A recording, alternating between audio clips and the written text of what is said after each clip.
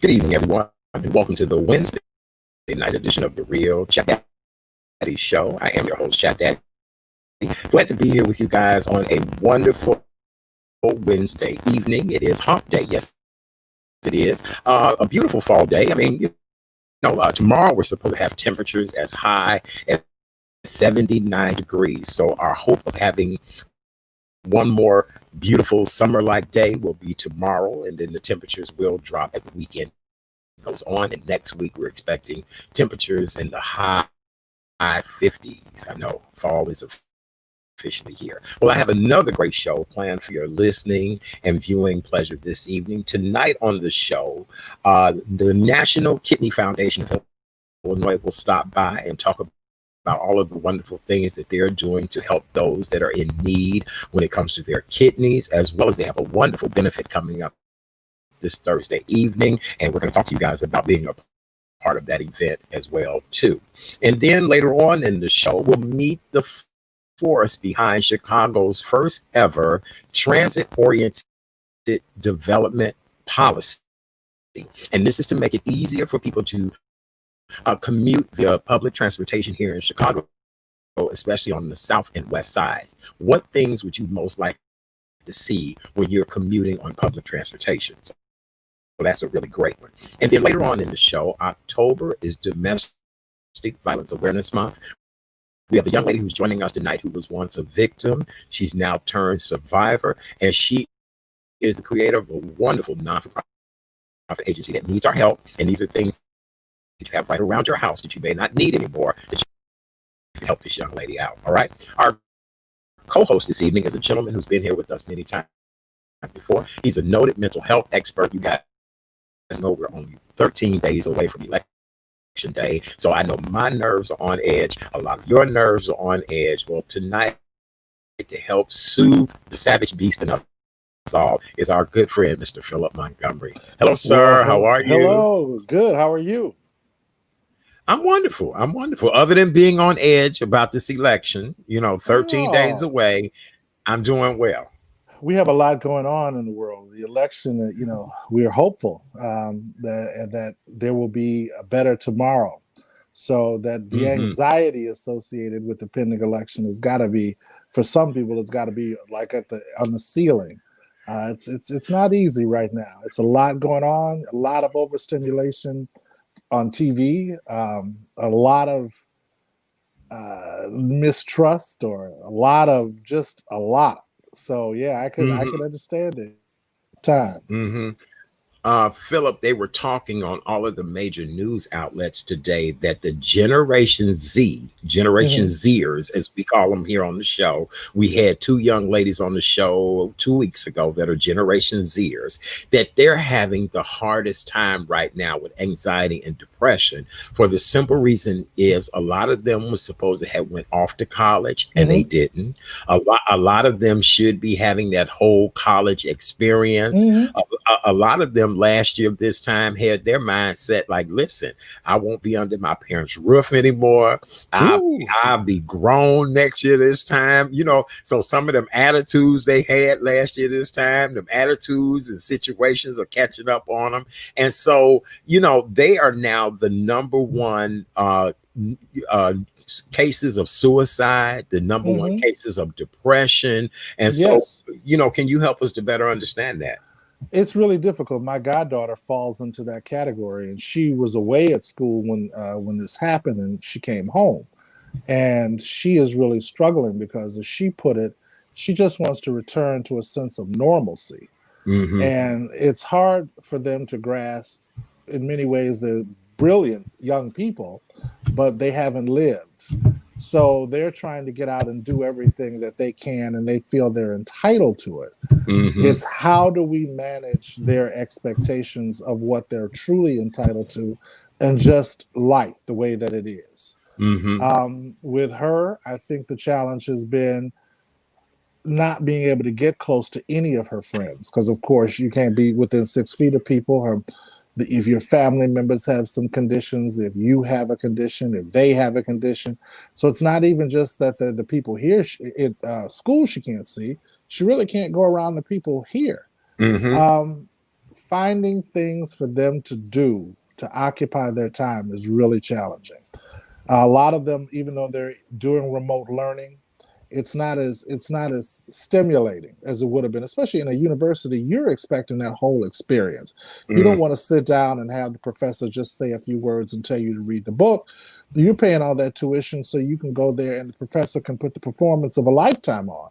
So That's that right. when you get to be our age and you talk about your college experience, you Mm-hmm. could say Dr. So and so, who taught political science, really is the reason that you are now running for office. Mm-hmm. So I think a lot of them are struggling with what they think they should be doing and what they're doing. And I believe that working with young people, you have to just manage their expectations, hear them, validate what they're saying, especially because, like you said, the suicide rate in that age is going up, and Mm-hmm. you are having a lot of other issues, a lot of other behavioral health issues. And what you really want to do is try to keep them engaged in healthy activities around the house, stimulating conversations within the family or extended family, more Zoom activities. Even if you have a dance party on Zoom, find that uncle that has been the DJ since time began. That's right. See if he doesn't mind pulling out the LPs, telling them same old tired jokes he was telling when you were a kid. Put Mm-hmm. some music on, maybe give away a gift card to Amazon for the best dance or the best open mic or whatever you want to do. But you're going to have to be creative because we've never been through this. That's why it is called a novel coronavirus. So everything that you're doing is something novel. It's never been done, but not in our lifetime anyway. It's never been done before. Which is true. You know, last night my co-host was Miss Jerry Norrington, and she is considered your super voter. I Mm. always have a hard time saying those that are over 62 years old. Oh, And she we're assembled a getting close. well, you and me both, but she Right. assembled a wonderful group of guests last night who were all super voters over 62. And one of Mhm. my questions to the ladies last night was like, how are you ladies planning on handling Thanksgiving, the family Right. holiday? And Right. believe it or not, I was very impressed with those ladies' answers yesterday. We're good. Look, honey, it's gonna be a Zoom call. Miss Jerry said that she sees her grandchildren once a week. I mean, Mhm. that type of situation. So I think the older people get, and once they've kind of gotten into, this is grandma's house and you all at your house or whatever, people learn to adjust a little bit better than the Generation Z crowd, which they want to be seen. They want to be out. They want to be. Well, in the defense of the Generation Z people, which to me are probably about 5 years old, I think a big challenge is the people that are in our age group and a little older have seen some tragedy. So Mhm. we know what it's like to sacrifice, and we know what it's like for just because you want it does not mean that's what you're going to get. Mhm. A lot of them have been fortunate. They have not known a time when no was the word of the day. And they Mhm. definitely haven't known the time when if you don't follow the no, it could end up in you passing away. Not to Yes. mention, a lot of these young people are also young people who are now seeing or hearing about people dying. They're in their early 20s and or Mhm. late teens, and now they're hearing about people passing away that truthfully, were it not for this pandemic, they wouldn't be. So the Mhm. loss, the not being able to grieve, they're really being straddled with a lot of emotional stuff Mhm. that we are really just taking it a day at a time, trying to help them manage. And when you're talking to a young person, You know, they always say the elders need to talk to the young people. We really do. You need to talk to them, and Mm-hmm. you need to listen to them, Right. because they'll give you signs and hints about how they're feeling. And Mm-hmm. don't put it off. If you get a hint, follow up on it. If you need That's to right. call them every day, if you Right. need to say, dear, turn your camera on so I can see you. What you Mm-hmm. say you're doing? You're not eating. How come? You know, you just make sure that you hear that they're okay. And if not, do not be afraid to call 911. Mm-hmm. Okay. All right. Well, with that being said, we want to remind everyone to please check on all of your family members, your loved ones. Just make that phone call, text message, whatever the case may be. We are in the midst of a pandemic, a global pandemic. Yes. And from all of the news reports that we're hearing, we're now going into the second phase of this novel coronavirus. As you said, Philip, the numbers Right. are definitely going up. I want to give the latest numbers if I could. Illinois state health officials reported today 4,342 new cases of coronavirus, respiratory disease. It is a respiratory disease. Unfortunately, we had 69 more deaths today from COVID-19. That brings the state death total now to 9,345, with 355,217 Illinois residents that have contracted COVID-19 since the outbreak has begun. The state 7-day average infection rate right now is 5.7, and a week ago the rate was 4.6. You know what? I said that like the beginning of the week on this show. I said, wait a minute. I remember when it was 3.8, and then, Mm-hmm. I don't even remember it being in the fours, but I guess that was just last week this time. And now here we are at 5.7. And then Philip, the 4,342 is the second highest amount of cases announced in the state of Illinois since this pandemic has started. Mm. We have to take it seriously, and I think that's something where I give loads of kudos to our leadership in this state and in this city. They've done the best that they can as far as spreading the word, and really, our mayor has a way of putting her foot down. That some, may feel that it will challenge her reelectability, but I think when history reflects on these moments, these are the people that will be celebrated, the people that did not mind being verbally abused or physically attacked by people because they were truly saving lives. Mm-hmm. Getting people on board with wearing a mask should not be that difficult. Mm-hmm. If Gucci had put out something one day before it was a pandemic and said, "I want all of you to wear 2 plugs in your ears and put this across your lips," you would have had people knocking people out trying to get stuff to put it on. Mm-hmm. Now we're telling you, I don't want you in the hospital. I don't want you to the point where you can't breathe, and they have to put you in a coma. Mm-hmm. But people, and even then, because of what you're going through, you still may not make it. Mm-hmm. It's horrific when you look at what's going on, and then you have to be grateful for Mm-hmm. people like Lori and for people like the governor, given the person that is sitting in that White House right now. Ooh, Lord have mercy. We talked about it last night. Our good friend Doppo with City Spoons was on, and he's a gentleman who have created these parody cereal boxes. And this is Golden Bitins. And I said last night on the show, I said Golden Bitins is full of fiber, it's full of nutrients, it's full of things you need to keep you regulated. And then Right. of course he had to send me the other box, and then he sent me Lucky Trumps. Oh, and, shoot. and I said, well, this contains shards of glass, this Mm-hmm. contains barbed wire. Oh, yeah. It even says on the bottom of the box, constipation for days if you eat this cereal. All of that. I'm not telling you. I'm not telling Constipation y'all who to vote for. guaranteed. Yes, constipation guaranteed. I'm not telling y'all who to vote for, but I'm just telling y'all with these cereals last night. So you're right. I mean, we have a lot going on. We are 13 days away from election day, and people are still standing in lines for hours. Just long as you're not like the journalist that, was playing with himself, you can move the camera. That's okay. Dude. I digress. Yes. Let's go back to all of these people standing But you in line. can't deny that the man must have really been in love with his job. Okay, we'll talk about that separate. Let's get back to these people standing in these lines for election day. Yes. But I think that we've got to encourage it. But then when you're looking around the country in some of these states, and I don't like to say red states because that sounds horrible just to say it that way. But when you look at some of these states where the Republican Party has claimed a hold, they are into voter suppression. So whether it's overt, like the people standing at the polling places, probably some of them would be brandishing weapons because you in Florida, you can go around with your gun. So some of them would have it out. You've got also the mask. You've got things that are going to make certain people feel uncomfortable.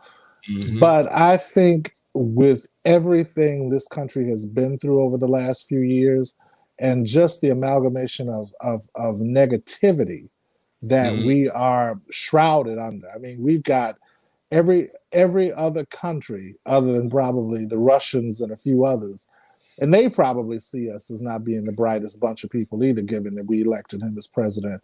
Right. But he is so offensive when it comes to what he thinks of people of other cultures, people who are older, people who are maybe not his idea of what perfect is. And I'd like to know what it is because he can't be his idea of what perfect is. I'd like for him to describe it.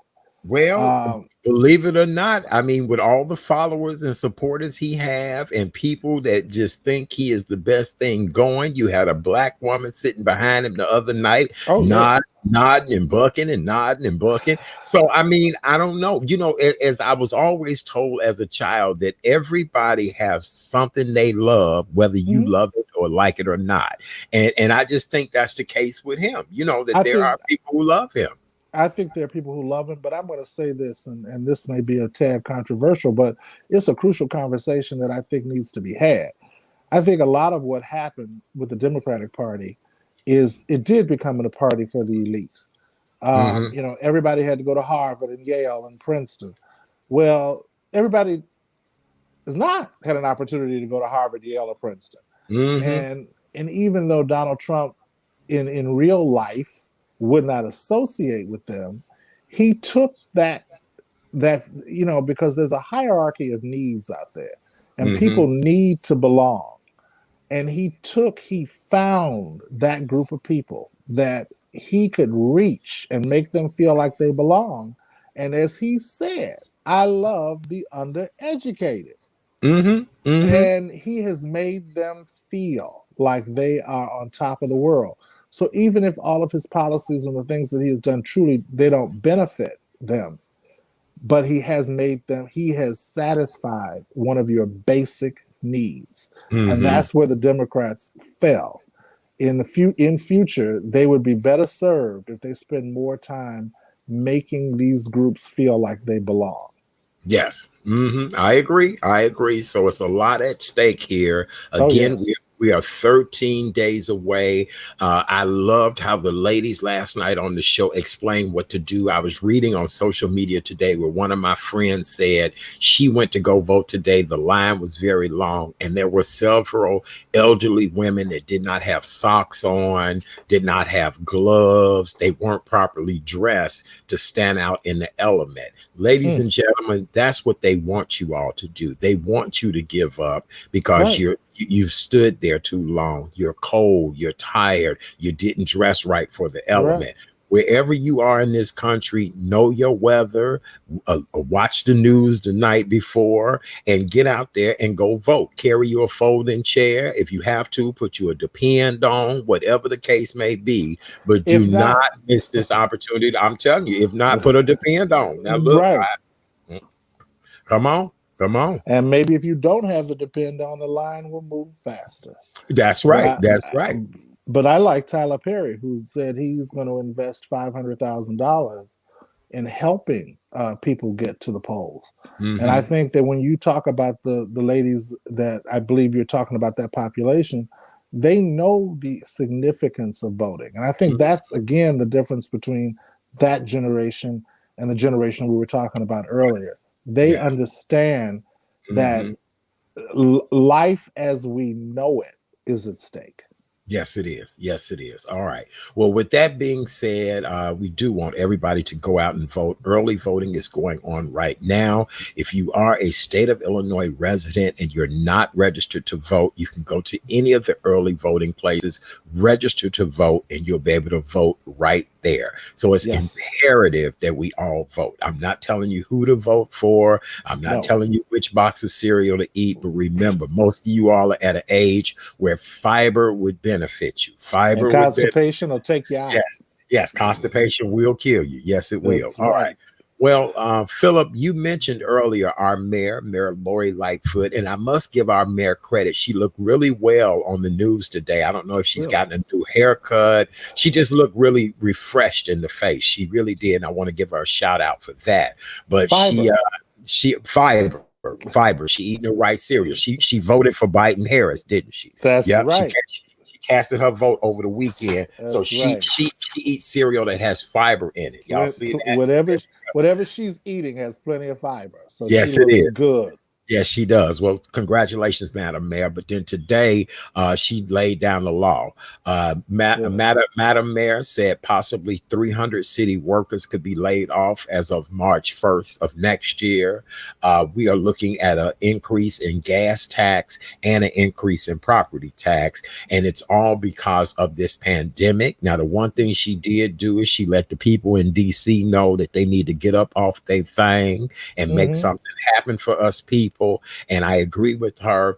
But then some people are up in arms about the increase in gas and property tax. Some people are up in arms about, city workers could lose jobs. They said there are 1,000 city jobs open right now, that all of those jobs will be vanished. So what do you think? What do you think about all of this? I think mayors and governors are in a real crappy position, because when you look at a city like Chicago, we have missed the revenue that we have missed from tourism. I mean, Yep. I don't even know. And I make a joke about it to my friends all the time. I know Pritzker's feeling it on both sides. You feeling it for the state, and then you own a chain of hotels. I'm sure you feel it. So it's one of those things where I don't think there's any other option. And I think people who are, that's why the federal government is negligent in what they're doing. I think people are desperate. Some of these jobs won't come back. It's going to be a long time before you're going to have a wedding party where you're going to rent the ballroom at the Drake and stuff it to the gills. You're not Do going you to do understand? that. Right. Because the only reason you're doing that is you're going to get great gifts. The more people you pack in there, the better those envelopes going to look. Right. But you're not getting ready to pay the Drake prices for 50 people. You get what I'm saying? And you're not going to pay the Drake prices. And even if the Drake says, here's the test, here's the this, here's the that, you're still not going to have people that will want to come. They won't be that comfortable doing it for a while. It's going to be 3, 4, 5 years before that level of interaction takes place again. I mean, look at these cruise lines. I mean, oh my God. And I'm not, and I'm talking about the companies that own them to sail them. I'm not even talking about the manufacturers of the ships.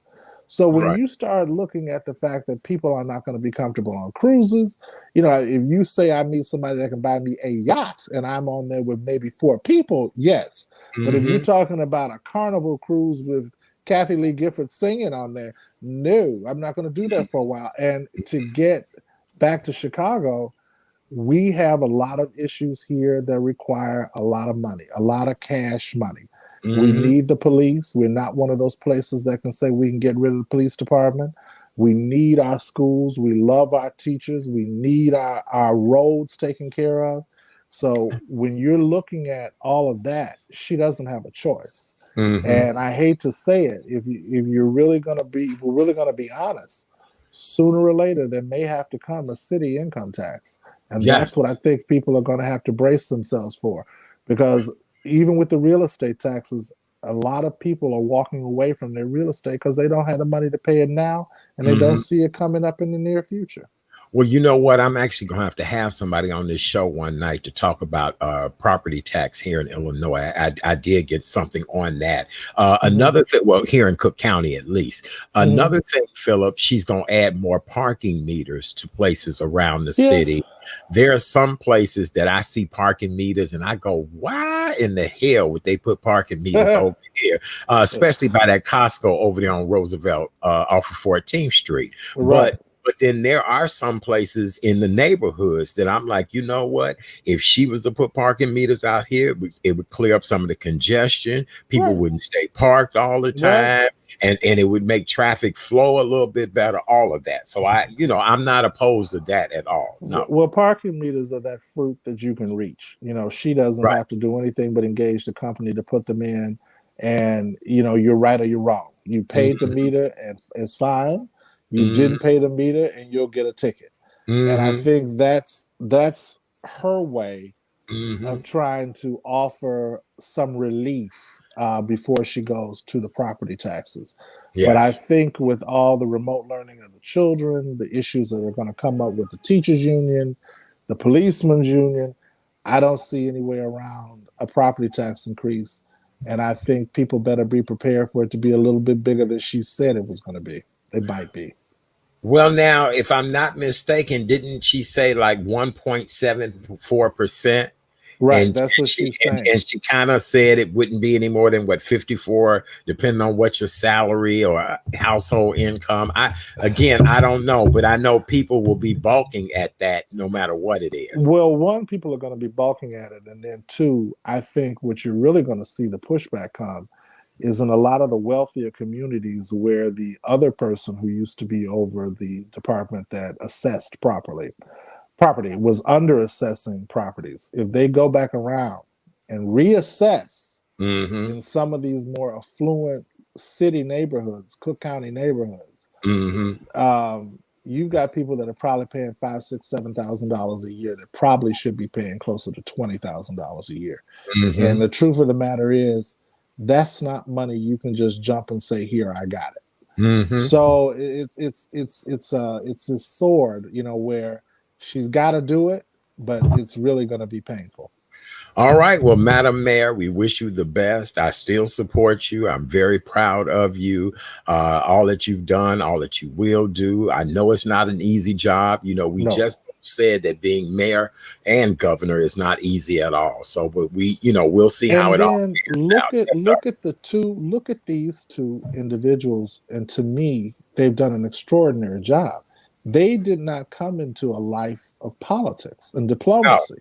I no. mean, they literally came out of the private sector where Yep. money was for them anyway. Yep. Money was no issue.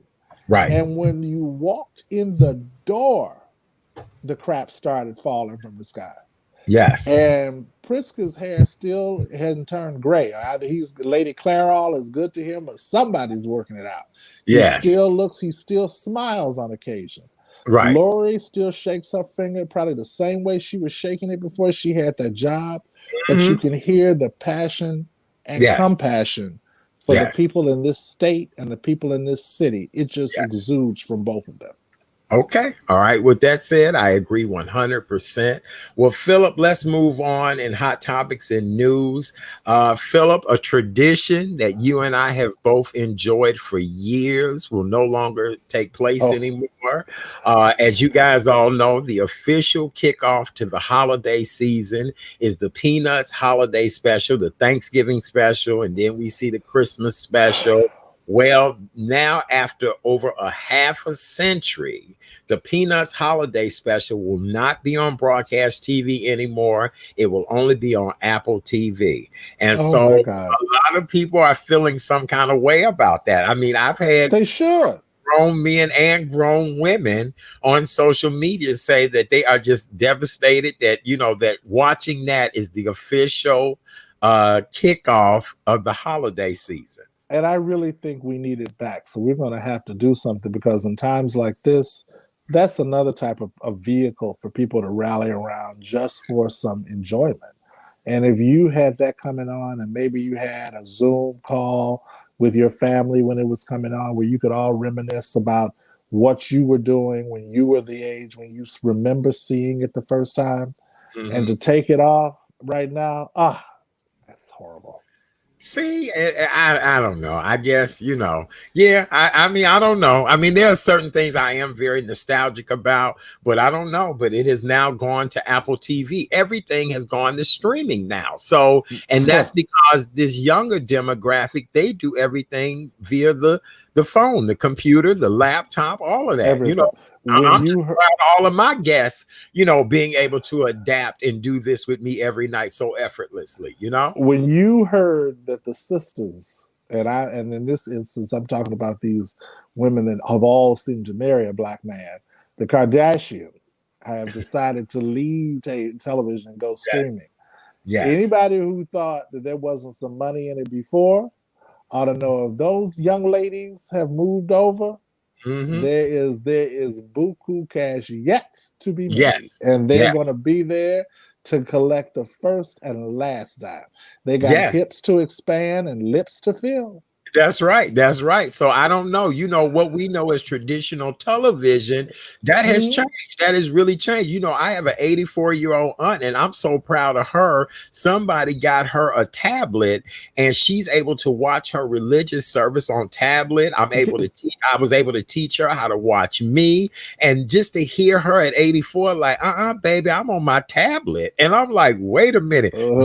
You were the lady that rebuked the cell phone. You was the lady that I would have to say, look, don't leave this house without that cell phone. You get what I'm saying? But now that she can see her religious service on, a tablet, she is just overjoyed. And she, I keep it plugged up. Don't move that cord. So she's even become addicted to, the tablet and all this electronics. But look at us. I mean, you got Wi-Fi in the house, so the next if you move from room to room, you don't have, in the old days you had to plug that thing in. Oh, now absolutely. You just you're automatically there. You are right. But you got to remember, when you're looking for content now, I think we're streaming really the genius behind it. Was that there were some things that were blockbusters and some things that were great information. There's been enough money made to produce some really amazing things, and some things produced by Black people. When I was on last time and your guest was talking about that Lovecraft, I don't know if you've watched it. I've not seen Lovecraft yet. I'm going to check it out. I'm going to tell you, it is an allegory on racism and throughout in the 50s. And there's some lines in there and things that I can remember my grandparents talking about. Yeah. And it is eye-opening, and it's shockingly eye-opening, because that's what it's going to take to battle racism in this country. And when you see it through to the end, it may not make sense while you're watching each episode independently. And it might not even make sense when you get to the end. But when you understand that it's telling you that the power of magic for people like us, people always think it's something bad, but the power of magic is what has saved us. Creativity. Oh, I believe that. The ability to, as my grandmother used to say, to be a well mixer. We have to be able to step into a room. We haven't had an introduction. You have to be able to go into that room and take it over and make your point. It's I think for us, for a lot of us, streaming and some of those channels have offered us vehicles to see ourselves in different ways. We get to see, even when you look at something as simple as power, it sounds like a horrible thing when you're thinking about a person being a gangster, quote unquote. But when you look at the fact that they're explaining to you, these were the options, and he has done the best he can with what he had. It's just I think streaming is fascinating. I wish I had something I could stream. Because I tell you, I would. It is the way to get people in that generation we're talking about to hear and see the message. Yes, sir. You're absolutely right. I feel the same way about P Valley. That's why we ended up having interesting conversation. We'll have to talk about Lovecraft on here one night. We will. Yes. will. All right. Well, for those of you all that are just joining us, welcome to the Wednesday night edition of the Real Chat Daddy Show. I am your host, Chat Daddy. Glad to have you guys here with us. It's a beautiful fall Wednesday evening. Don't forget, tomorrow in the Chicagoland area, it's going to get up to 79 degrees. So that means some of y'all going to pull them sandals back out. Make sure you got a pedicure. Some of you all, right. Some of them going to be cutting up tomorrow. They had on Parkers today, and they're going to have on Daisy Dukes tomorrow. I'm just telling you how this is Chicago. This is how the weather works. My co-host tonight is our good friend, noted mental health expert, Philip Montgomery. He's been in the co-host seat with us here before. He's here tonight to help me get through tonight's show. We have a lot of great guests tonight, and I don't want to hold our next guest up any longer. We're honored to have her here. On this show, we always talk about health and wellness and how we can be better people and do better things. And so tonight we have the honor and pleasure of finding out about the National Kidney Foundation of Illinois and all of the wonderful things that they're doing. And she is on the heels of a major gala that will be taking place tomorrow night. We'll find out all about that, but we want to also find out as much as we can about the National Kidney Foundation of Illinois. Ladies and gentlemen, please welcome the CEO, Miss Jackie Burgess Bishop. Yay! How are you? How you doing? Hello. Good evening, Chat Daddy and Philip Montgomery. How are you both? Good evening to you. How are you tonight? Good, blessed. I tell you, I'm the one that's honored to be here. Well, it's a pleasure to have you here tonight. When I received the information, I'm just a huge advocate of how can we educate people, let them know about resources. A lot of times my audience wants to give back in various ways. And when I just saw even your honorees, I said, yes, absolutely. Please book her and let's find out more about the National Kidney Foundation of Illinois. And congratulations on your new position. I did my homework. I see. It's been about 18 months now, and it's going strong. Good. It's really with our mission to make that significant difference to improve the health and well-being of persons that are affected by and impacted by, as well as at risk for kidney disease. And as you know, Chad Daddy, I know you have, as you say, you do your homework and you're knowledgeable, and in terms of how kidney disease have impacted our communities and the difference we want to make. So our gala, which is October 29th, from 6 to 7, it is a virtual gala. So that people can go to www.nkfi.org if they want to help support us in that way and engage with the gala. We're going to tell some phenomenal stories. We're going to give awards. So we have 3 awards. One is posthumously to Ed Farmer, who was both an announcer and a pitcher with the White Sox, who was a huge and a kidney transplant recipient. Oh, I didn't know that. Yes, a huge advocate for kidney disease. In fact, Secretary of State Jesse White is going to be the one that is going to present the award. And Darren Jackson, who's the current WGN radio announcer that worked along with Ed, and is still the announcer, is going to accept it on his behalf. Oh, wow. So he's going to get, again, posthumously the Gift of Life Award, as is a name that I know you're very familiar with, which is our own Illinois State Senator Maddie Hunter. She also is a Gift of Life Gala honoree. She has just been, as you know, she has been so phenomenal in the healthcare space. Really, and specifically looking at kidney, she has spearheaded and helped to pass the Illinois Kidney Disease Prevention and Education Task Force. And so we are honoring her as well.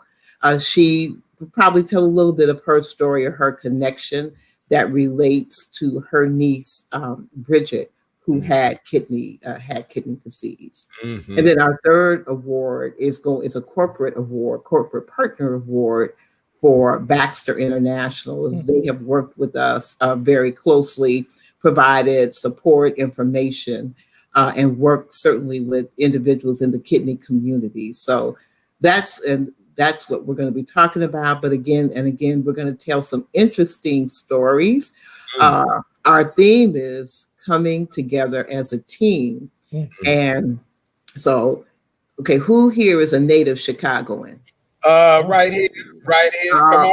All right, so you're gonna get you guys are gonna get this. So anyway, what happened a little while ago? A Cubs fan was at a game and held up a sign, "I need a kidney." Yep. A White Sox fan saw that, and as they say, the rest is history. He donated his as a living donor, donated his kidney. So that's one of the stories we're going to tell. Wow. And again, I'm sure in accepting the award, Senator Hunter is going to mention her niece, her journey with kidney disease. Unfortunately, she succumbed. But I think that with that gave the senator, and she'll speak so articulately for herself, that additional level of passion to fight this dreaded disease and make a difference. And our third story is Christine Hernandez, who is a nurse raising 3 children on dialysis. Wow. And looking for a transplant, a kidney transplant. So really the power is in the stories and how they resonate, how people can see themselves, how they can see being able to make a difference. Jackie, you really do have a stellar event lined up. You really, really do. And I do. That story about the White Sox and the Cubs. I know. That was a beautiful story, because here we are in the middle of a pandemic. Everything is so gloom and doom. And that really was a breath of fresh air to just hear that, and just to show people the North Side and the South Side can come together as one. So that absolutely. So that's why our theme is coming together as a team. And really, I wanted to, with your permission, because people always ask a very relevant question, which is, why are we going to support this? Where does the money go? How are you making a difference? And so for us, in terms of, we're pleased to say that 78 cents of every dollar raised goes back into programs and research and back into the mission. So with that, we have, some of you may, I know you're familiar, Chad Daddy, with the Orange Kidney Mobile. And Philip, I'm not sure if you've seen. I haven't seen it. It's quite the peeper now. Look, I love the one to be the driver of the big kidney. You know what I'm saying? Is that it? Okay. So what we're able to do, we use that. So the scope of our mission goes from prevention all the way through. We look at the whole continuum. Good. From prevention, which is so important, all the way through, even post-transplant, transplantation and support. And clearly those patients and those families that are the patients on dialysis and the families, affected. You look at the data, because we always, want to be grounded in the science, and we know that 1 in 3 people are at risk for kidney disease and not even aware of it. It's like that silent disease that you look up. It's 5 stages, and you look up and you could conceivably be on dialysis or in kidney failure. Right. And there's no cure at this point. The treatments include forms of dialysis as well as a transplant, be it from a living donor or a deceased donor. So what we do with the Kidney Mobile, I would say on the front end, our goal is to provide that screening, to give people education and information. If based on their screening, we have actually in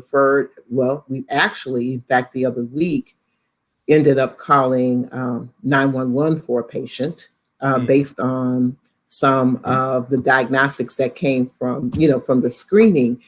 Under usual circumstances, if someone's test their indicators indicate follow-up, we will refer them to their primary care physician. And then we follow back up to try to close that loop to see if that occurred. We also we recognize the value of professional education, and we have professional education for a multidisciplinary providers and professionals that support kidney patients, including, physicians, nursing, social work as well, social workers as well as dietitians. What can we do to support besides the gala? I'm sure minority organ donors are still very much needed. Is it an opportunity and chance for maybe people to volunteer and do something with the organization? We love to give a plethora of things on this show because of course we want everybody to donate to the gala, but they also want to know, how can I help in other ways? Absolutely. So I would say as COVID has upended everything. I'll just put it that way. For a period of time, we were not able to have, our regular screenings. But what we did, recognizing the need to be in the community, to be active in the community, we did what we call a pivot. And this is how people can help volunteer to address your question. What we do now, we also we work with community-based partners that may be providing food insecurity drives, or perhaps they were doing housing, they were providing housing support or education. We come alongside, we provide PPE, personal care items, as well as information on kidney disease and sample diets. So if people want to volunteer for that type of outreach, that is wonderful. They can just, they can go online and we will certainly connect them. We have now started gradually back with our traditional screenings. We always can use volunteers. We have training in that capacity to work with the Kidney Mobile. Our advocacy efforts for those that are politically minded, I'll put it that way, and want to make a difference, which we all know for many reasons how important that is. Yes. Right there. We got you. We understand. We're nonpartisan. And so many reasons how important that is that we have advocacy volunteers. Prior to the pandemic, and now virtually, prior to the pandemic, we would go to Springfield.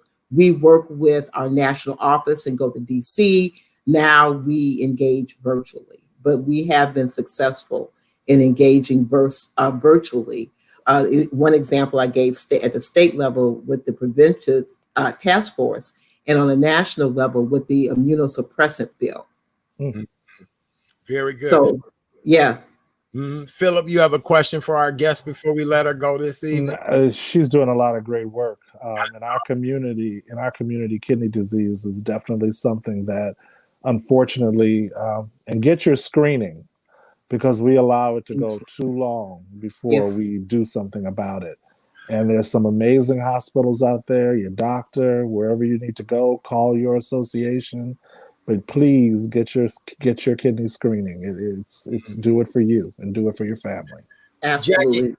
The only other thing, know your health history. Yes. And I know Philip, both you and Chad, know if you. I was listening to you guys are fabulous. I was listening. I was in the waiting room listening, and you were both mentioning I would say our elders and what they shared with us. While they're still with us, ask them that history.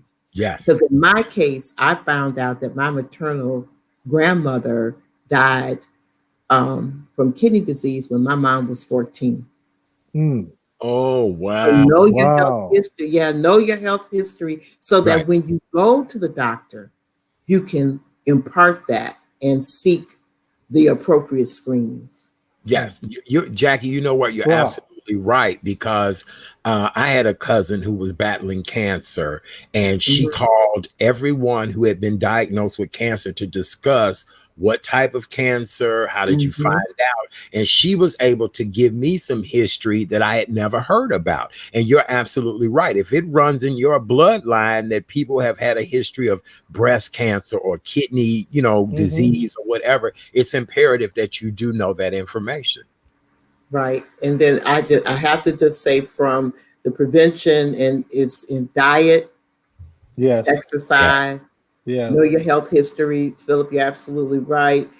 African Americans are 3 to 4 times more likely to have kidney disease than other populations. Our Latina, brothers and sisters, over twice as likely. Wow. So, wow. Yes. and we're here to make a difference, to educate, to advocate, and to fund research. Yes. One of our viewers said that her nephew died from kidney cancer. We're sorry to hear that. Absolutely. We are. Yes. Absolutely. So sorry. Well, Jackie, give us the who, what, when, where again for next Thursday evening, and so that people can partake and be a part of. I also have it up on the screen, and I really do appreciate you being here tonight. So go right ahead and give us the who, what, when, and where again. Absolutely. It's the National Kidney Foundation of Illinois 35th Annual Gift of Life Gala, October 29th. It's virtual from 6 to 7 p.m. We really would love to have your participation. NKFI, go to nkfi.org, and we look forward to all the viewers. Is it NKFI? NKFI. Let me change it. I'm what do you have? I'm a one-man operation. So wait a minute. I got you. Anyway, NKFI. Okay, wait. We correct everything on this show. So hold that's on. Okay. All right, here we go. There you go. Let me put it back up there for everybody to see it. There you go. All right, beautiful. NKFI.org, 35th Annual Gala. And Jackie, we appreciate you so much for hanging out with us tonight. I know you have a lot on your plate, and we really appreciate you for being here. Any closing thoughts, Jackie, you want to say to just people to give them words of encouragement? We're really living in some crazy times right now, and I try to lean in on leaders like yourself to just give some parting words to the audience. What do you want to say? I would say keep the faith, keep hope, keep your hope, know who you are, and stand with your values. Yes, we love you for that. We really do. That was beautiful. Thank you so much. Congratulations on the gala. Anytime you want to talk kidneys, I'm your guy. Please. All right. It's a pleasure. Thank you, gentlemen. Have a very nice meeting you. You too. So much. Ladies and gentlemen, the CEO of the National Kidney Foundation of Illinois, Miss Jackie Burgess Bishop. Good night. Thank you so much. Good night. All right. Thank you. All right, Philip, we did it. See you there. Yay. So everybody, if you get a chance, please support their gala next week. That's what we're about on this show, how we can give help to those who need help right now. If you want to donate your organs, don't forget donatelifeillinois.org is someplace you can go to do that as well too. All right, Philip, well, we still have another full show for you guys. Don't forget, in just a little bit, we're going to talk about how to improve transit here in the city. What would you like to see when you get off at your favorite bus stop, your favorite L stop, whatever the case may be? What amenities would you like to see? Philip, I was on the north side this past weekend, and I just noticed how it's so bustling up there and so busy, and a lot of their businesses weren't closed. And the fact that people use public transportation on the north side more than we do on the south side, because I'm not finna get on the red line train, right? I'm scared to get on any public transportation now, right? But you know what the difference is on the north side? A lot of the activity is focused around transportation. Those areas, as they developed throughout the decades, the emphasis was on getting people around without a car. So that's why on the red line, the further north you go on the red line, you can do a host of things off that red line L in less than a mile in any direction. Right. The sad part is on the South Side, as we became more entrenched in what we believe to be middle class life, we got away from public transportation and we started driving more. So a Mm-hmm. lot of the businesses and things that used to be close to our main streets or drags, as they call them, Mm-hmm. there were nobody to shop. We were all driving out to the suburbs, out to Calumet City, out to Orland Park. But on the north side and the near west side, they kept a viable business district along along public transportation. And you can tell, like you said, look at the investment that they've made in the Red Line.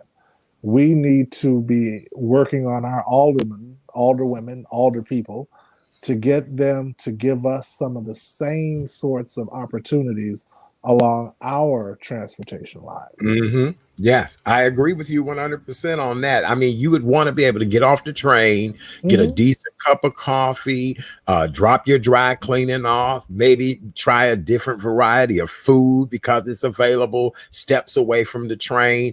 It just, I You're don't know. going even further. I say you need to have a mailbox. So when the people get off the train when they're coming home from work, they can Yes, drop their mail in the box. So when they're yes, going to work, they can drop the mail in the box. You yes. need to have a place where people can go for not a we have fast food all over the place, but our culture has lots of rich cuisine.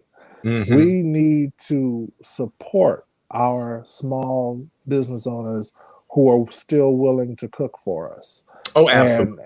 And Yes, go back to, I can remember when I was in high school, we won't talk about how long ago that was, but you used to see more places where you could get breakfast in the morning next to the train stop.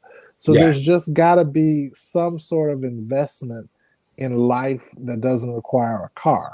So if Mm-hmm. we can encourage people to, through having all this available, we could probably reduce our carbon imprint, Oh, absolutely. because we wouldn't be driving as much, but we would still find a rich life along our public transportation routes. All right. Well, I'm looking forward to this conversation with this Me wonderful group too. of people to see what they have to say. Being someone who, is now further south on the south side, I'd like to definitely put some input in because I've Yes. noticed some deficiencies in a lot of different things when it comes to transportation Oh here yeah. on the south side. I have. Well, today, the Pope has gotten another high ranking, another high mark.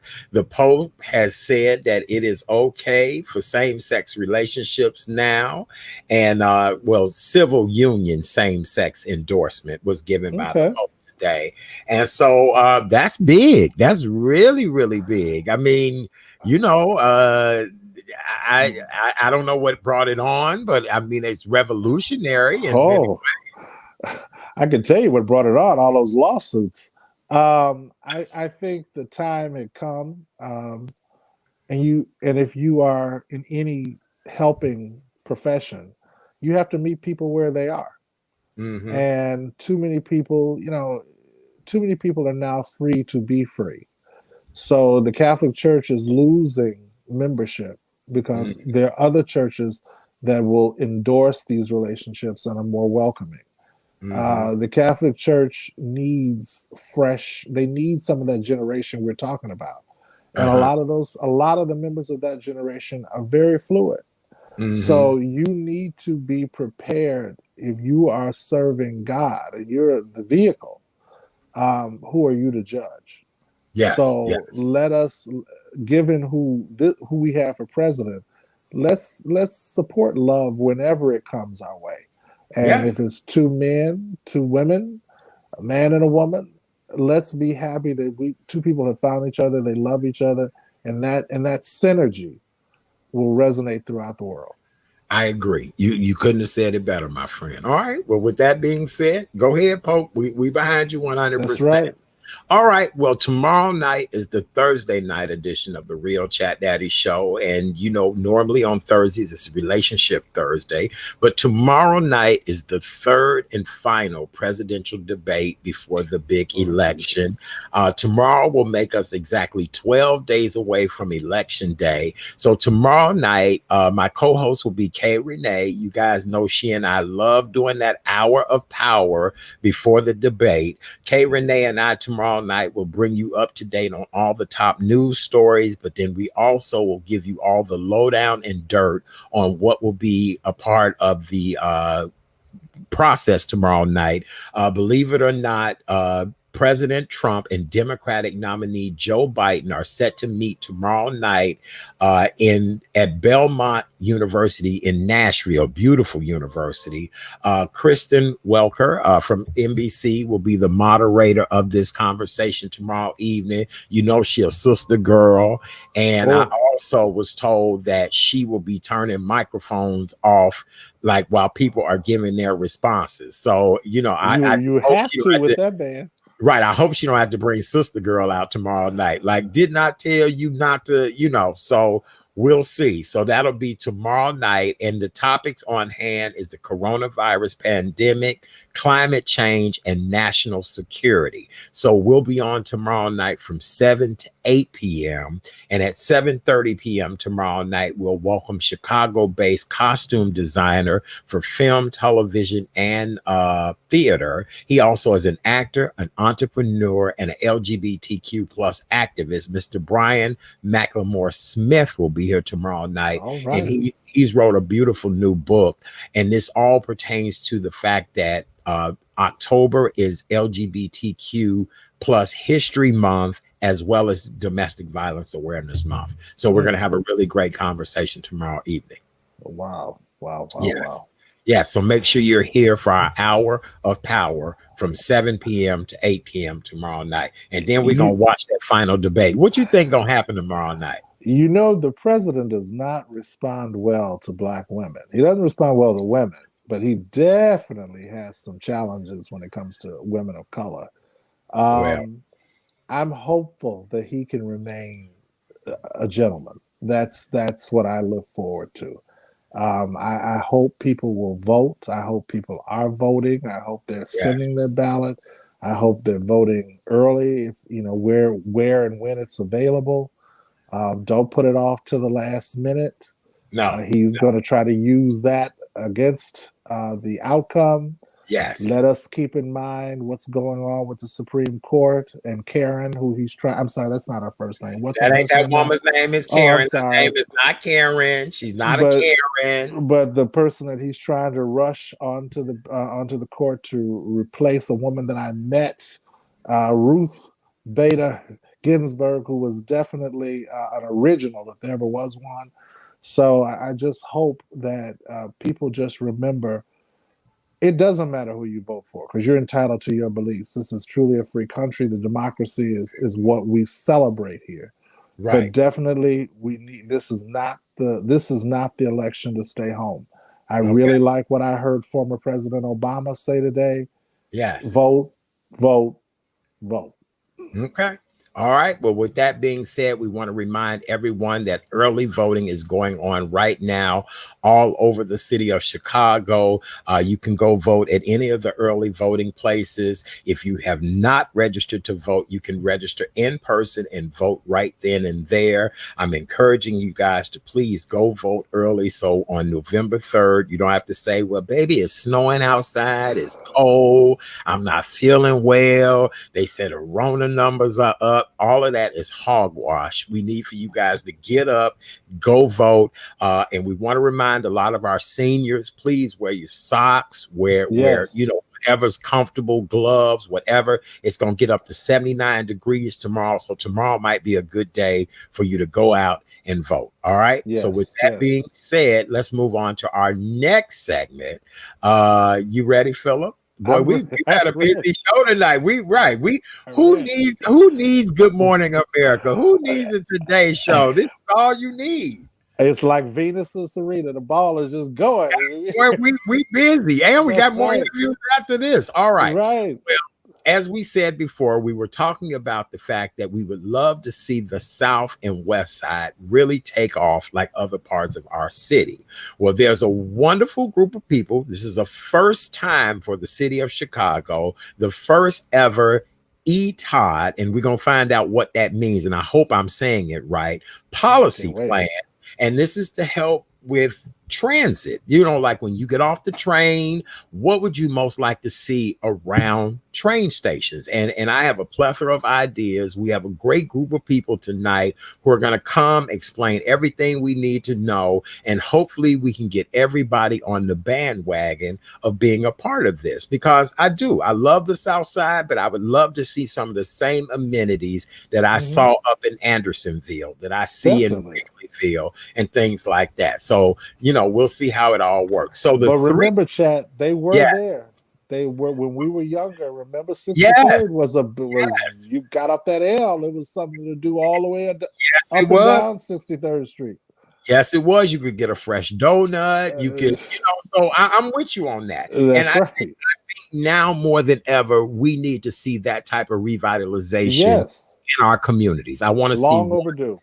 Yes, sir. Absolutely. So an advisor for the office of the mayor, and I want to make sure I have her name right, is Kitana Rabi. Let me make sure I have that correct. Good evening. How are you? I didn't butcher it too bad, did I? How are you? Hi, I'm fine. Hello, how are you all? Good. My name is Katanya Raby. Katanya Raby. Okay. Yeah. All right. I was trying to make sure we have it correct. It's a pleasure and an honor to have you here. How are you this evening? I'm doing pretty good. Thank you for inviting us to join your show tonight. Looking forward to sharing all the joy of ETOD and what it means to our city. Wow. See, I even gave it a swank name. See, you just called it by the letter. So some people do. Yeah. That's okay. You know, we know it's all the same thing. I just call it ETOD. Some folks call it ETOD. It's totally fine. Okay, very good.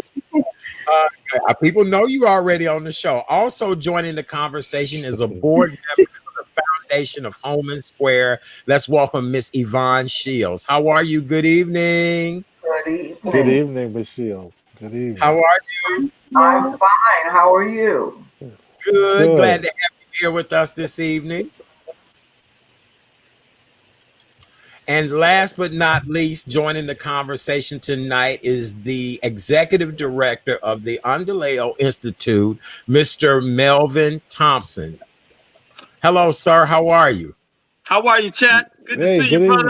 Good evening. And man, you got Underleo perfectly. So kudos to you, brother. See? Look, a regular name, I'll never get it. But an exotic name like that, I got it. There you go. No there you go. Yeah. Pleasure to be here, honor. brother. Thank you. It's a pleasure to have you all here with us this evening.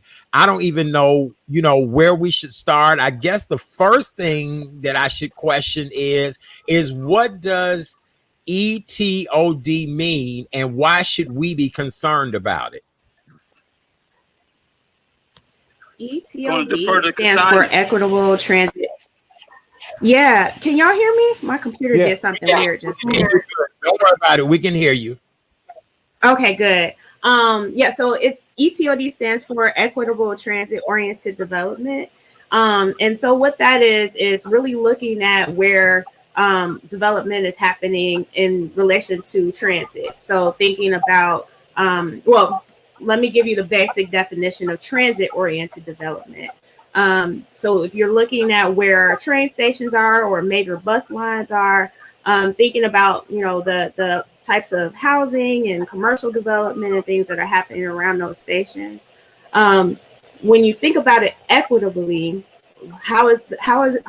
are these types of development occurring across the city and in a way that's equal and equitable, and everyone has access to these amenities?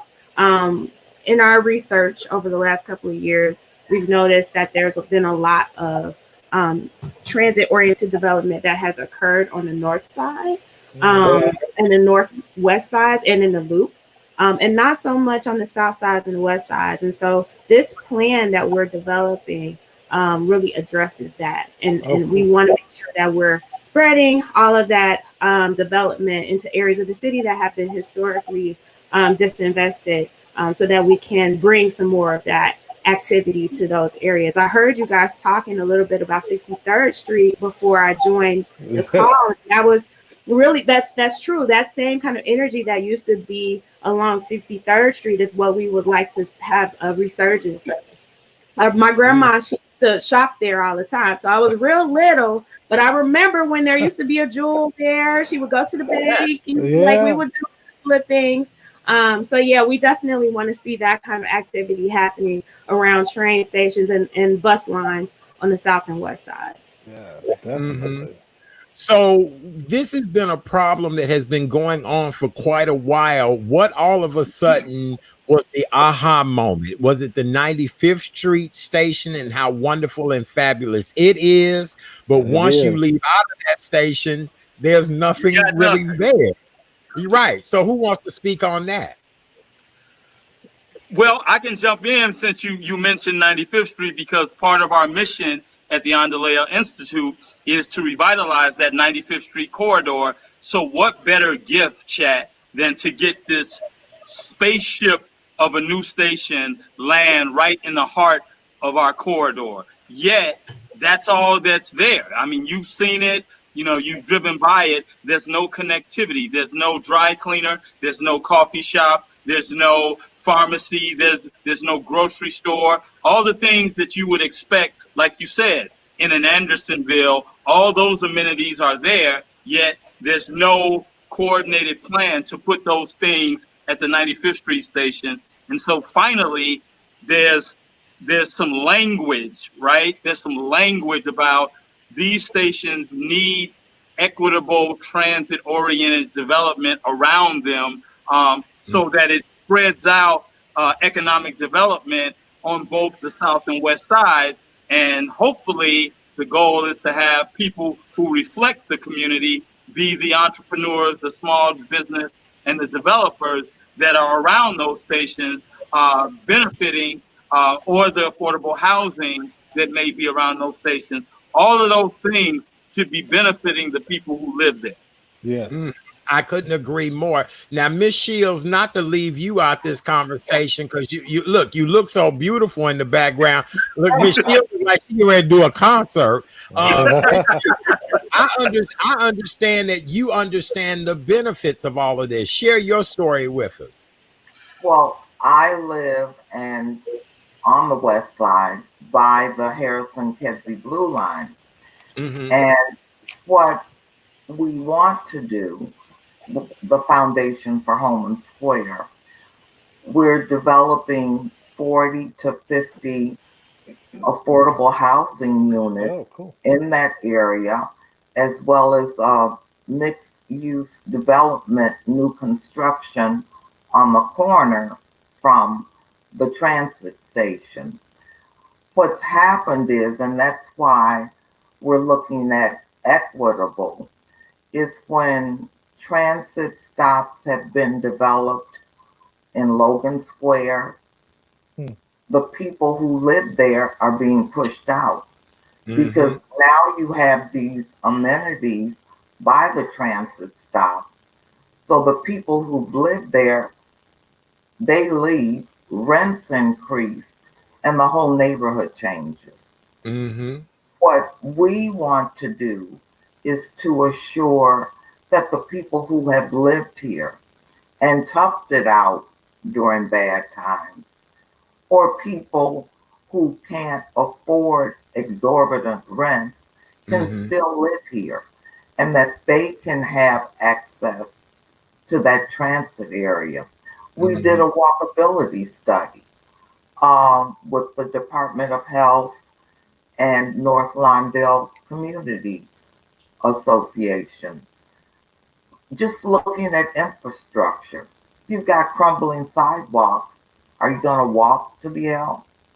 If you don't have markings on the street, if things aren't well lit, all of the things that are on the north side by their transit area, we don't have on the West Side. We've been disenfranchised, and it's time that we have some of those amenities that other neighborhoods have. Yes. I couldn't agree with you more. You know, being a new resident of the South Side myself, beautiful properties, spacious properties, properties that you really can go in and rehab and trick them out. But when I really look at the amenities of the community, not so much. I have to leave for any and everything I enjoy. And so that's what's so sad, that if I can lay my head in the community and pay mortgage or rent, I should be able to also spend all of my dollars. And I think, Melvin, you understand what I'm saying about that.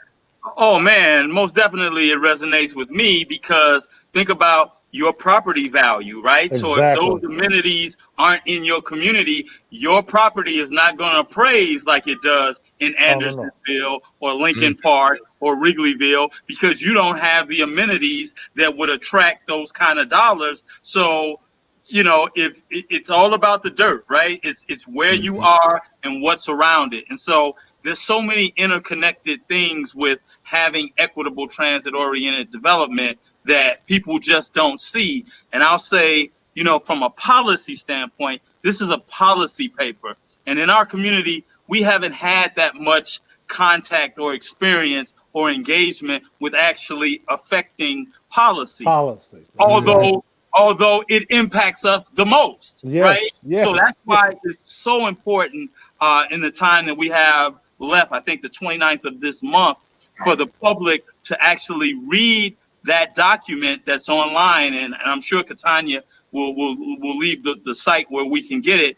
But it's very important, because for the first time, residents can have a say in what government does, and policy leads to economy, right? Economic development stems from policy. So you can complain about a lot of stuff, but if you're not involved in the policy making, you're just complaining. And in order to ensure that we have affordable housing and that we have our own who are entrepreneurs, it has to be policy. It can't be what I think or what anything else. It has to be written in the policy so that the stakeholders who are here will have a better life. I love it. I do. It's like, you know, keeping what's been there, but embracing the new, but making sure everybody is under one umbrella. And I think it's just great. Now, Katana, was this your brainchild that you came up with this? And what more can what you say? Don't put all that on you. Don't put all that on me. What more can we do as citizens to help and be more active in this? I love it. I really do. I think this is a great idea. This was definitely not my brainchild. This was a over 18-month process. The city, has worked very closely with an organization called Elevated Chicago that is an advocate for equitable transit-oriented development. And to be honest, Elevated Chicago really did put a lot of, push in to make sure that this could happen. So Elevated works to get people together, to bring communities together to develop these policies, to start working towards thinking of the ideas of how we could, get these policies developed. And so this was, like I said, this was almost 2 years. And, we've had several workshops and community meetings to kind of get some more ideas, to generate these ideas around what recommendations should go into the plan. This past spring, we had a couple of really amazing workshops that included,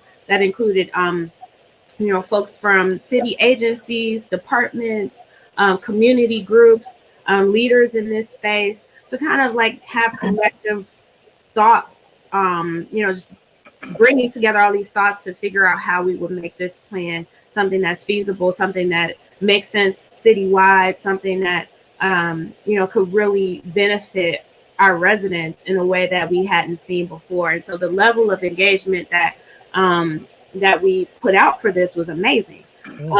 And so it was definitely a huge effort by many people, many wonderful people who are committed and will do everything that they can to make sure this plan continues. And so the way that folks can get involved right now is the plan is in its public comment period. And so like Melvin said earlier, you have until October 29th to submit public comment. You can visit our website, shy.gov/ETOD. And that has, the plan itself. You can download it and read it. It's available in 5 different languages, the 5 top languages in Chicago. We also have a phone number that you can call. It's 312-744-1400. That is just a voicemail box if you'd like to leave comments there. You can also email us at etod@cityofchicago.org.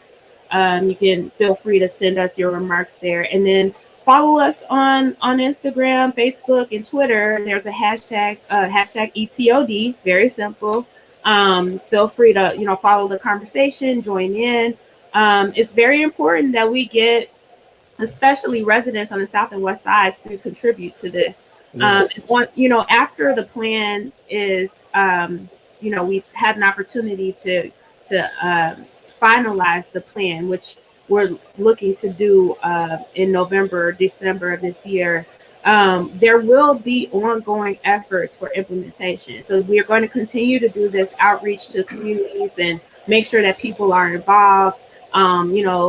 Melvin and Ms. Shields have, they're wonderful champions of this work, and there are many other community groups that have been involved just as much as they have been. And so we want to continue this because it's super important. You guys have, said it exactly right. There's lots of development like this happening on the north side. We have to work together to pull this to the south and the west side. That's the only way that our city is going to thrive in the way that it should. Yes, because I applaud whoever took control of 63rd and Cottage, and I just love the direction in which 63rd and Cottage is going in. But I also would love to be able to have that type of growth and new direction at all of the train stations on the south side. I'm tired of the gas stations. I'm tired of the foolishness that go on at the gas stations. Now you're selling chicken at the gas station, cigarettes, coffee. It's just too damn much, excuse my French, going on at the gas station. You know what I'm saying? Can we get a Chick-fil-A? Can we get a Chick-fil-A? Yes, can we? Yeah, yes, you're right. My dear friend and I today were trying to figure out something to eat, and we both, you can just not say, let me get an alternative real quick around here. It's the same thing. And so that's what we want to focus on. Philip, any question for our guests? No, I just think that they've hit the nail right on the head. I live in South Shore, and a big struggle for me is I can remember the way it used to be. And whenever I go down there on 71st Street now, I'm disturbed. And it's just time that people start realizing that we, like she said, policy. We want it written in what we expect, how we expect it to be replaced. We do want stores other than gas stations. We want our own Chick-fil-A. And if they want us to close on Sunday because of religious purposes, that's fine if everybody else is doing it. But we deserve to have one also. I've seen enough McDonald's to last me a lifetime. So let's have something else in our neighborhoods. Yes, Amen. Amen. I couldn't agree more. Well, ladies and gentlemen, before we go on this show, we always just try to give people a word of encouragement because we are in the middle of a pandemic. We all have had our own struggles, for those of us that still have our jobs, thank God, but we've all been through something. And so I asked each one of my guests to just leave the audience with some words of encouragement. Ms. Shields, we're going to go with you first. Anything that you want to say to the audience tonight? Wait. Is she back? Okay, I'm sorry. She's all right. Be kind to each other. We have a long way to go, but we can get through it if we help each other, look out for each other, and realize there will be a brighter day after November 3rd. Yes, ma'am. Yes, ma'am. We got that loud and clear. Right. Very good. Katanya, is there anything you want to say to the world before we go tonight? One thing that I've been doing and reflecting on is giving myself space to just be okay. Like giving myself grace. Yes. Because it's hard. Every day gets harder and harder, and I beat myself up thinking, oh, I could do more, I could do this, I could do that. But I have to sit and just be okay with getting up every day and just moving through the day. That's a feat in itself right now. So just give yourself grace and just be okay with where you are right now. It's okay. Yes. Beautifully said, ladies. Beautifully said. Melvin, bring it on home, my friend. Oh, brother. Absent your show, I think just unplugging from so much media and just looking out the window. I spent today looking out the window and just looking at the beautiful colors of the trees, the changing of the seasons. And you don't think about COVID. You don't think about, elections. You don't think about anything. You just see nature still happening regardless. And I just think that we need to kind of refocus on the beauty of what's natural and what's still going to happen despite whatever's happening. And I think if we unplug a little bit from the news, because it can bombard you, it can bring you down, and just focus inward, I think we're going to, the sun will still come up the next day, and let's just enjoy, getting there. Yes, I couldn't agree more. Well, you all have done an outstanding job tonight. I'm just so honored to have had you all here. We are going to come back to Katanya to just get what we need to know again, the who, what, when, where, and how we can get connected. And we are all one when it comes to helping out with this project. Go right ahead. Yes, so please spread this information far and wide. You've got till the 29th, so I think that's tomorrow makes it 7 days. Right. So please, take a look at the policy plan draft.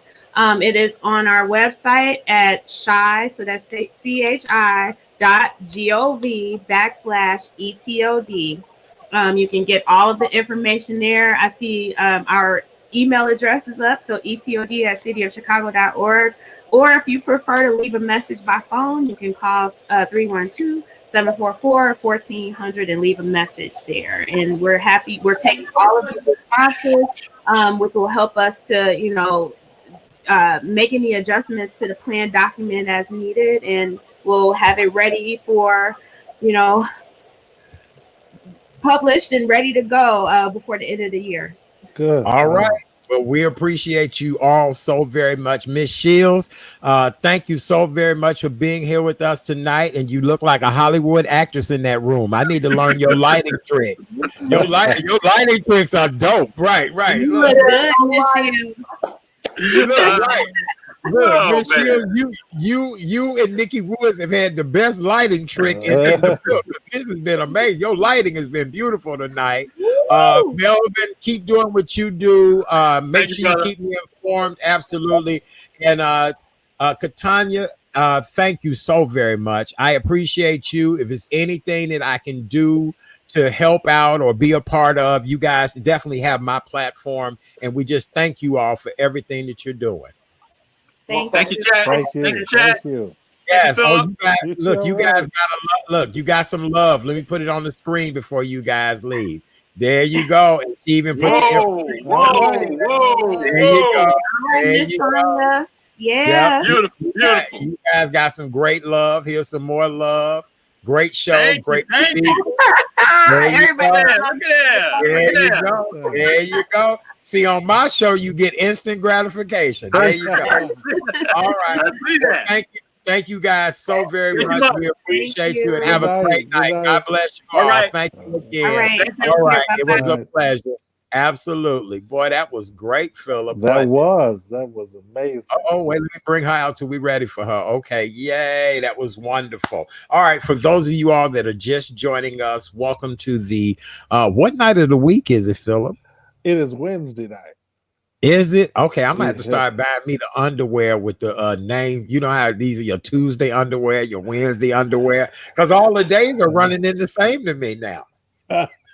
Just don't flip them. Just change. Right.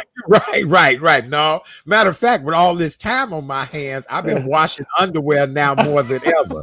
You know what I'm saying? I used to be, when I was super busy, never had any time at home, it was the flip the underwear situation. Now I'm a man of leisure, so I wash them when I need to. Yes. So that was a great segment, because that was an excellent segment. On many levels, she touched on growth in the communities, but also, given that I am a mental health counselor, the self-care that we need during this time, because these are some very difficult times, and it's hard to find hope. And you do have to just give yourself some grace and find some things that make you feel good, even if it's looking out the window. Turn to something funny, watch some reruns of the Jeffersons, do whatever you can do to laugh a little, because it's a lot of crying going on right now. And if you can find a way to lift your spirits, do it. You're absolutely right on that, Philip. You know, we need to do what we can to stay happy, stay joyful. Wherever I go, I try to bring joy to people, make them laugh, whatever the case may be, because we are really living in what I consider troubled times. And I often say on this show, the things that are going on in our world now are of biblical proportion. You get what I'm saying? Floods, fires, pandemic, country being led by a fool, lunacy, all of everything. All of it. Yes, all of that. Do you understand me? All of that with gravy and whipped cream on top of it. Now, who would put gravy and whipped cream together? But that's the way our country is right now. You know what I'm saying? No fiber. No fiber.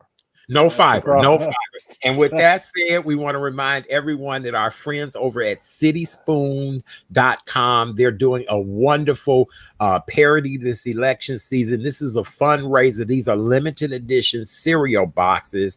This is Golden Biting cereal. Remember that we said this is full of fiber. This will give you energy. It'll make you feel full, all of that great stuff. And then for those of you all that must have Lucky Trumps. I don't know why you'd want Lucky Trumps. This cereal is known to cause constipation. They said there are shards of glass and barbed wire in the box, all of that. But these are limited collector's items. Go to cityspoon.com and they will be able to help you guys get one of these limited edition. And they're fundraisers to help Chicago restaurants. How about that? Oh, that's the best thing. That's the only reason to buy Lucky Trumps thing. Good. Okay, it's a fundraiser. Go good. All right. Well, Philip, you were talking about the fact that people not, feeling well right now, struggling, going through a lot of different things. And our last guest this evening is a young lady that she and I have just been following each other on social media for the last 3 weeks. Somebody reached out to me about having her on the show. She's doing a wonderful event to help people. And when she and I finally got a chance to talk to each other, her energy is just infectious, just a beautiful personality, good spirit, to the point that I had to say, wait a minute, sweetie, everybody has a backstory. Give me yours. When she gave it to me, I was just blown away, just to know that she took what was a traumatic situation and turned it into beauty, grace, and resilience. Is just something that I am just honored to have her on the show. And that lemonade. That lemonade, boy, that lemonade to make it happen every time.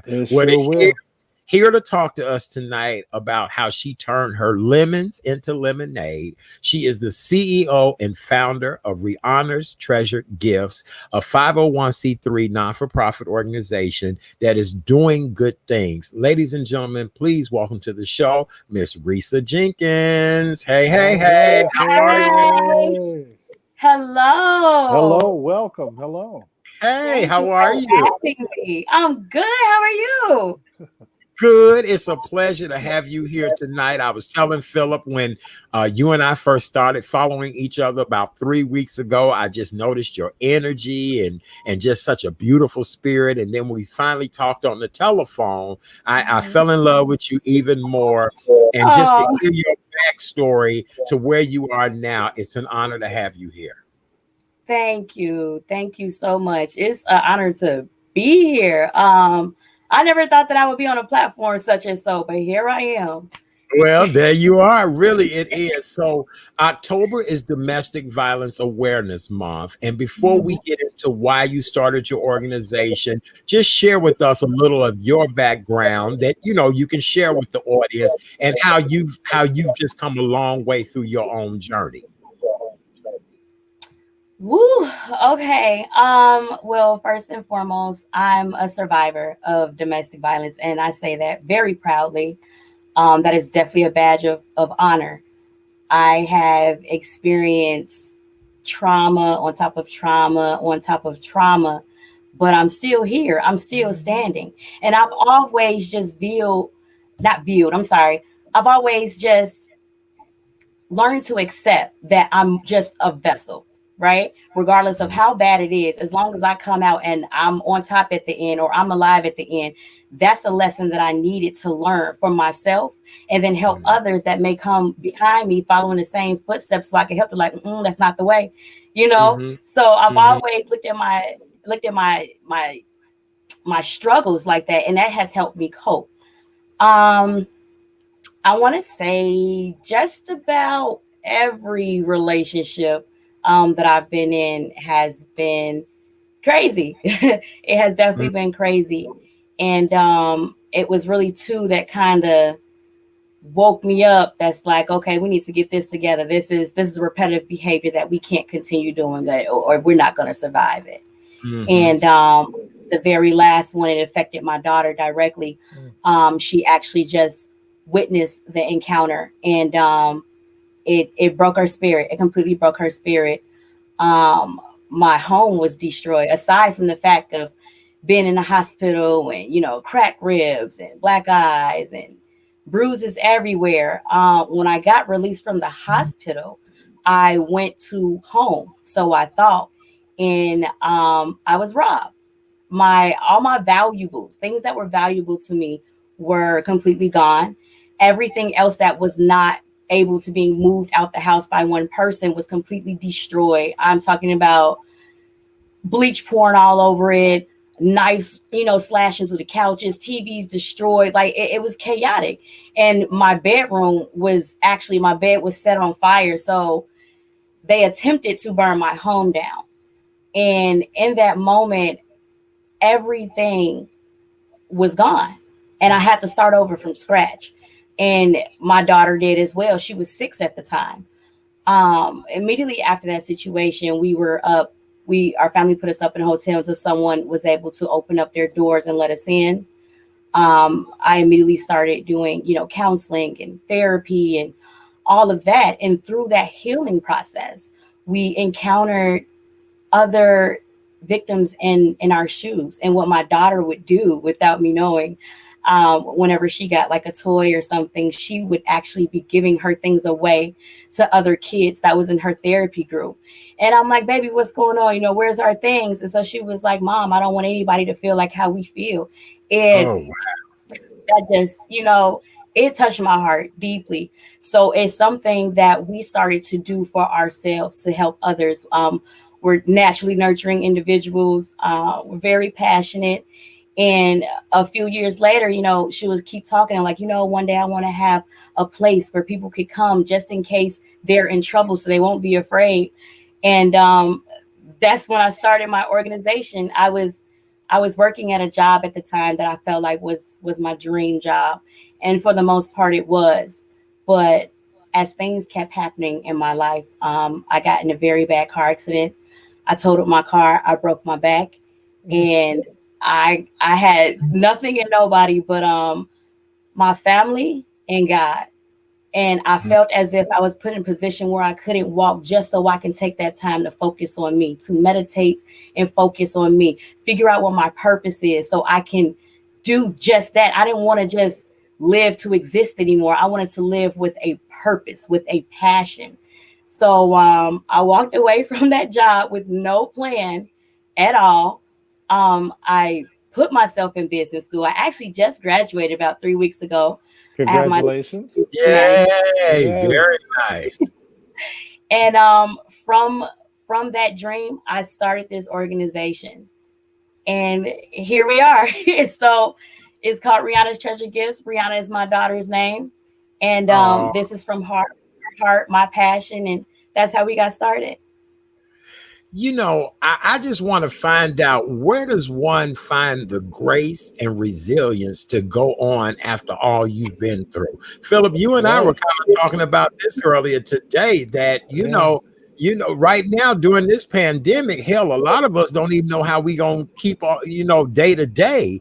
And here you've been through something so traumatic, raising a child who's been through this with you. Where do you find all that grace and resilience?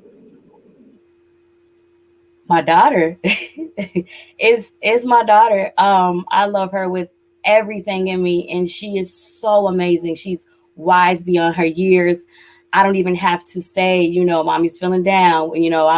I'm not feeling okay. She just comes out of nowhere, and she's just like this angel. And she'll put her hand on me like, Mom, we're gonna be okay. And I'm like, you're right, we are gonna be okay.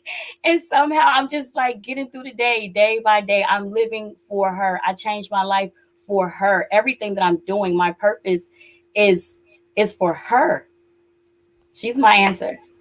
But I really have to take my hat off to you for many things, but definitely for the wisdom to know that your daughter would benefit from therapy also.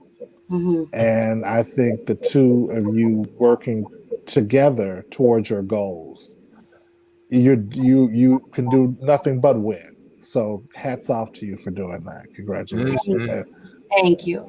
And so how old is your daughter now? She is 9. She is 9, 42. I know. I love it. I just even love seeing the pictures of you too. So now let's talk about what all Rhianna's Treasured Gifts, what all do you do with the organization? How can we help? What all do you do? All of that. Okay, perfect.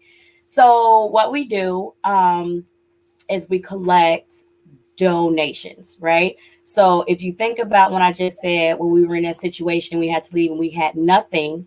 Eventually we got our things one by one. It took a little bit over a year before I was able to like refurnish a whole home.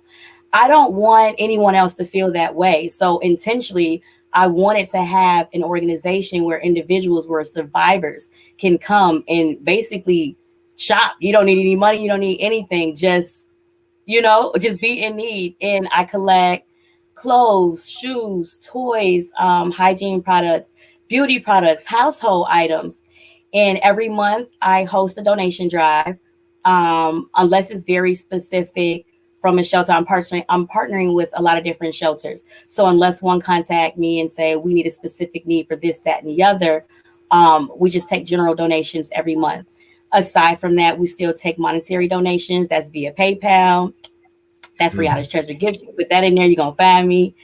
And what else are we doing? Oh, we're doing this fundraiser. Our first fundraiser is this Saturday, actually. Good. Wow. And so let's talk about this amazing fundraiser. Everybody has had to pivot this year and find a new way to get themselves out there. So now what cute, unique way have you come up with to celebrate your gala? Well, arts. Another thing inspired by my daughter.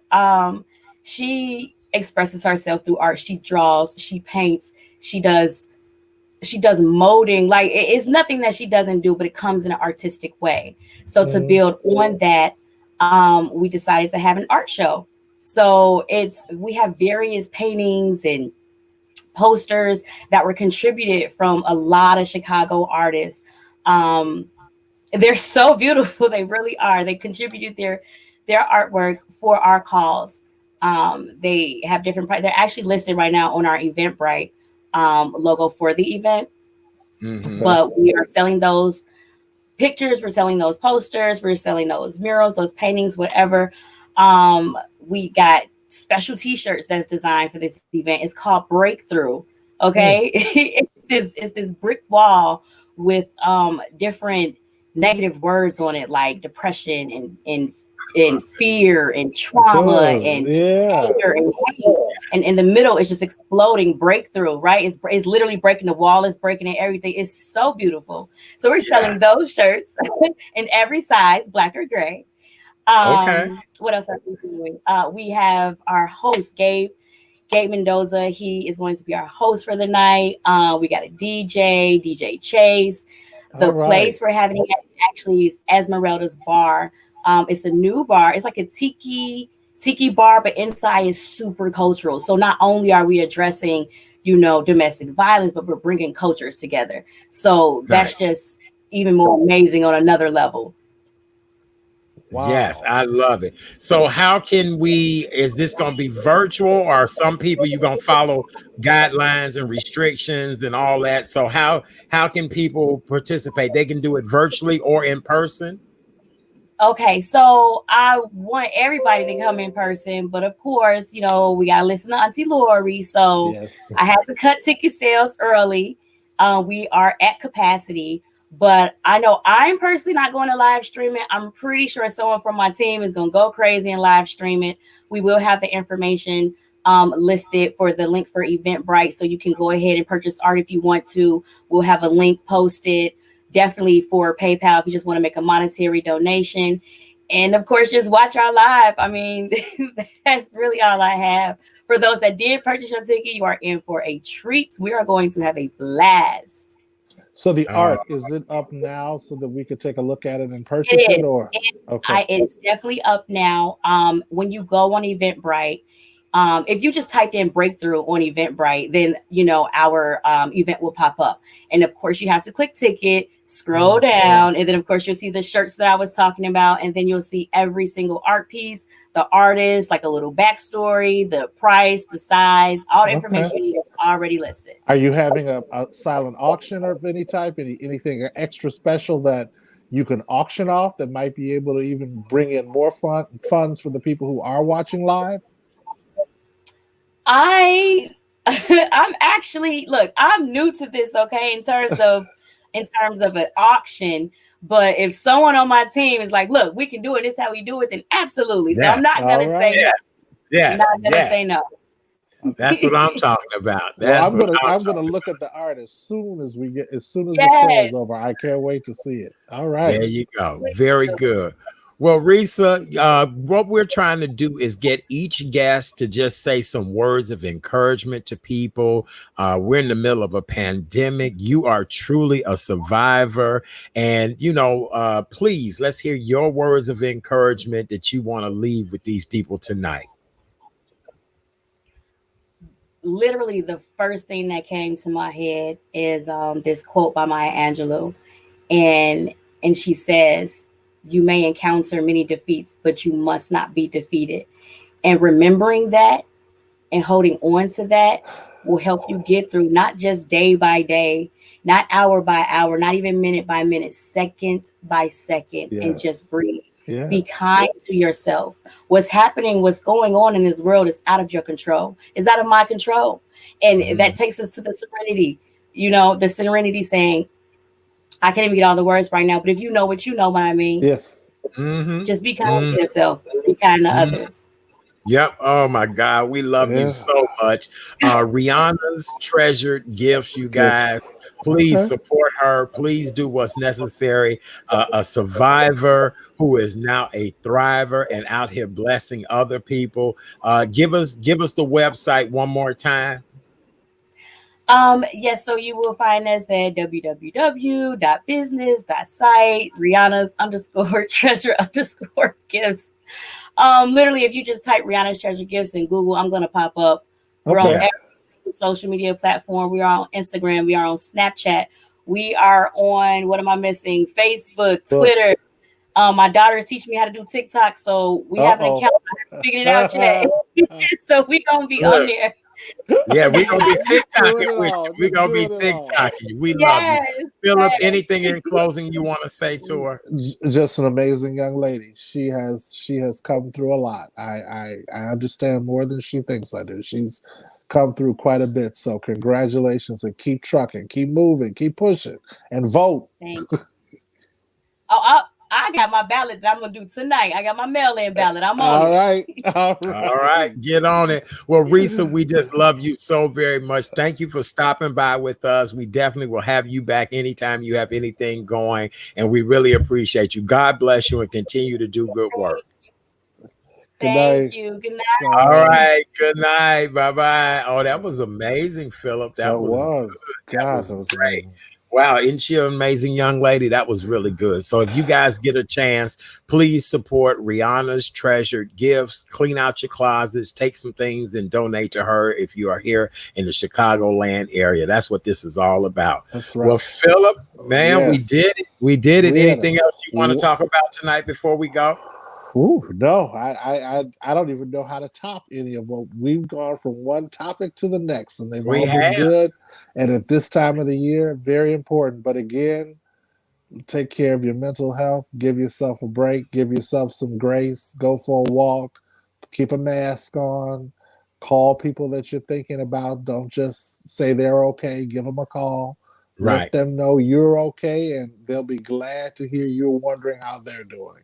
Yes. These are some unusual times.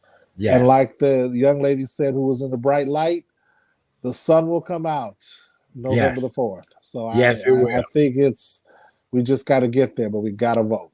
Yes. And remember what I said on social media Monday, no booty calls, since we are now going through a second wave of COVID-19. If the booty does not live in your home, you cannot answer any regular, any weird calls at night talking about what you doing. No, you staying at your house. I'm staying at my house. How about that? Unless you could reach it at 6 feet of distance, which would be amazing for the person that can pull that off. Yes. But otherwise, this is not the time. We are about to go through a new wave. Yes. And it could be somebody you know. So love yourself, but love others too. Let's just get through this season. We can do it. Yes. If the booty is not residing in your house, then you don't be bothered with that booty right now. Yes. And you can't do it from 6 feet away. Well, Philip, don't cut any holes in those masks. Yes, please. Yeah. Oh, you know what, Philip? We didn't do our demo tonight. We didn't. We've had such a full show. We want to remind everyone we are a health and safety show. So we want to remind everyone to please wear your mask. See? Oh, Philip, what kind of mask you got tonight? It's a black one. I got so many of them, man. I do too. I have them to match all my outfits and everything. Look, they even have the disposable ones now in black. And I even have a little chain to put mine on so I don't forget it. But see, well, that's what I need to do. I have so many of them because I keep losing them in the house. Well, who knew the little grandma eyeglass chain would now be the way to keep up with my mask? And these are by the checkout at most of your drugstores now. So you're gonna see people with them hanging down in it. Look, the other day I'm in a restaurant and I had to look down. I had a crouton in the mask. It's a great feed bag as well, too. It's a food catcher. It's a snack for later on. Yes. We also want to remind you guys to wash your hands. Please wash your hands. Soap and water is always the best way to go. If you do not have soap and water, we fully understand. Some good old hand sanitizer is exactly what you need. So make sure you get you some hand sanitizer, squirt it real good, clean between them hands. Now, don't use the hand sanitizer and light your marijuana afterwards. You'll be up in smoke. So don't everything will be hot. Yes. Or do not light your cigarette, any of those things after you put this hands up. Make sure this stuff is dry. Make sure you be like poof up in flames. So don't do that. Oh, right. We have to be fair to everybody who watches the show. That's all I'm saying. Right. All right. Well, for more information about yours truly, please do me a favor. Go over to the Real Chat Daddy Show. The realchatdaddy.com is my website. The realchatdaddy.com. Do me a favor. Go over to YouTube and please subscribe to the Real Chat Daddy Show on YouTube. It's free. It's easy. You help me out. I appreciate you guys. If you love this show, start encouraging people to go to YouTube and subscribe to this show. Same way on Facebook, The Real Chat Daddy Show. Oh, somebody just Warner, thank you so much. Rico Warner. Yes, thank you so much. I appreciate you for the subscription. That was beautiful. What else do we have here? Make sure you sign off the computer after Zoom. Yeah, no playing with yourself, Philip. No playing with yourself. No, No. dude. Yeah. You have to be careful. Yeah, you got to be nowadays. real careful. Y'all notice I stay seated this entire time. Y'all got to give me credit. How long we been seated now? An hour and 53 minutes. And Philip and I are at the age that our bladders are both saying, It was sign an off. amazing trip. Let me I tell know, you. sign off. That's all we know. All right, Philip, I love you, my friend. I appreciate you so much for sitting in the co-host chair tonight. All right, I'll talk to you later. Be good, my friend. Good night. See you later. Good night. All right. So remember, you guys, the realchatdaddy.com. Go over to YouTube, subscribe to The Real Chat Daddy Show, Facebook, The Real Chat Daddy Show. I'll see you guys tomorrow night for 1 hour of power as we get ready for the third and final presidential debate of the 2020 campaign season. Tomorrow will be 12 days from Election Day. Take your butt out there and vote. All right. I love you guys so very much. Have a great night.